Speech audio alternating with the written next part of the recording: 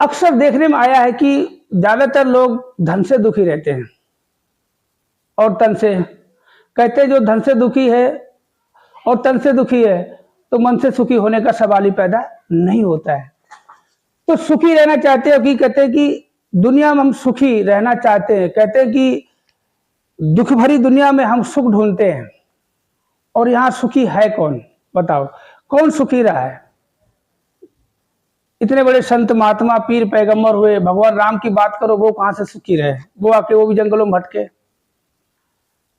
तो सुखी रहने का एक मूल मंत्र, कहते कोई तन दुखी, कोई मन दुखी, कोई धन बिन रहा तो दास, थोड़े थोड़े सब दुखी एक सुखी राम का दास।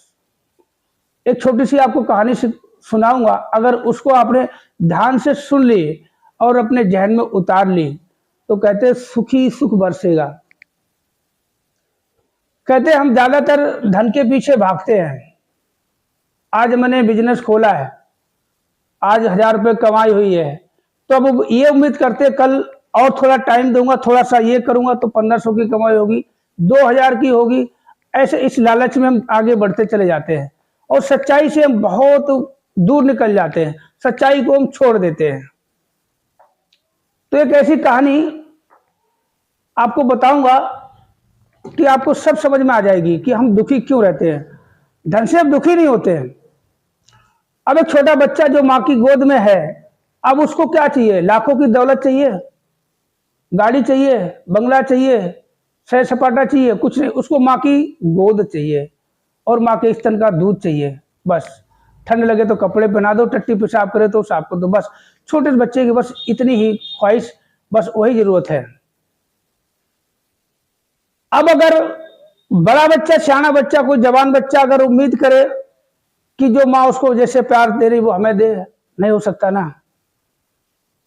अगर गोद वाला बच्चा सोचे कि जैसे वो मेरा बड़ा भाई 20 साल का हो गया, वो गाड़ी में घूम रहा है, जहां मर्जी घूम रहा है, कुछ भी खाता पीता, अपनी मर्जी से आता जाता, ये अगर उम्मीद वो बच्चा करे तो क्या उसकी उम्मीद पूरी होगी? उसको दुख के सिवा कुछ हासिल नहीं होगा।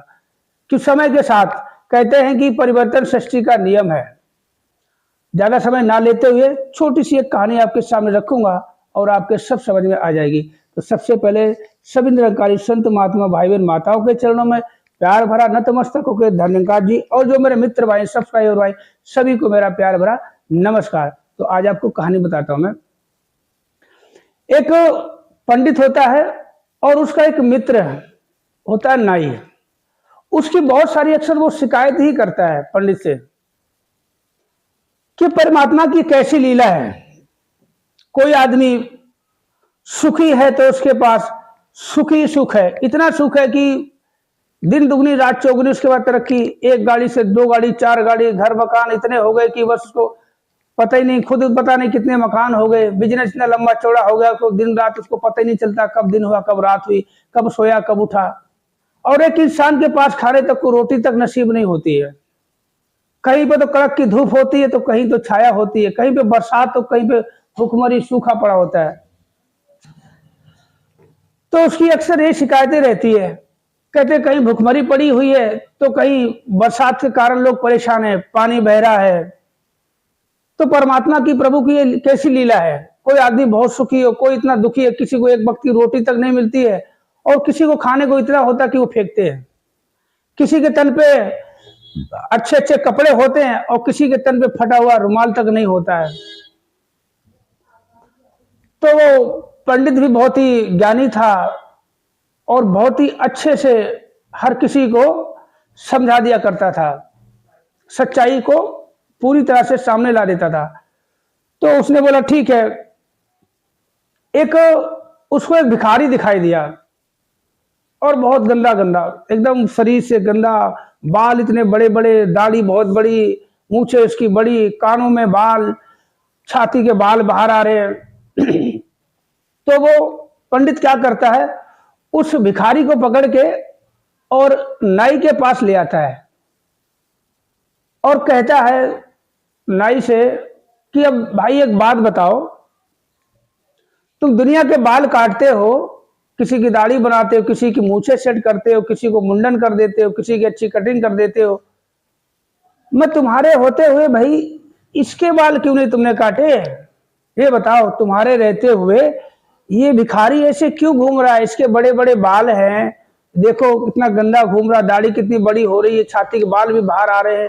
तुम्हारे होते हुए ये ऐसे क्यों घूम रहा भाई? तुम बाल काटने काम कर, तुम्हारा काम है बाल काटना, तो फिर ये कैसे बच गया बताओ जरा।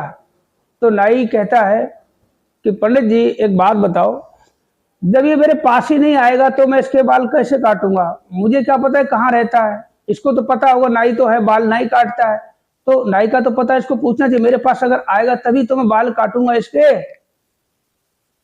तो पंडित ने बोला अब मिल गया तुम्हारे सवाल का जवाब। नाई फिर भी नहीं समझा, तो समझाया कि अभी आपने ही बोला है कि मेरा काम है बाल काटना, परमात्मा का काम है सबके दुखड़ों को हरना, सबको जरूरत की चीजें देना, शरीर को चलाने के लिए श्वास देना, तन के लिए ढकने के कपड़ा चाहिए, कपड़ा सब कुछ यही देता है।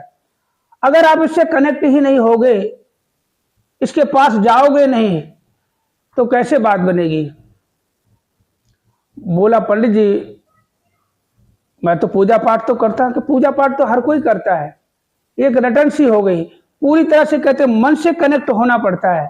ऐसे तो ये रटन है, कहते जो पूछता है उसको भी देता है, कि जरूरत की चीजें दे देता है। अब आपको बहुत कुछ चाहिए, एकदम आप दुखड़े में ऐसे भरी दुख में फंस जाते हो, तो ये निकाल तो देता है, मगर आपको दुख का एहसास दिला देता है, क्योंकि आप इससे कनेक्ट नहीं हो।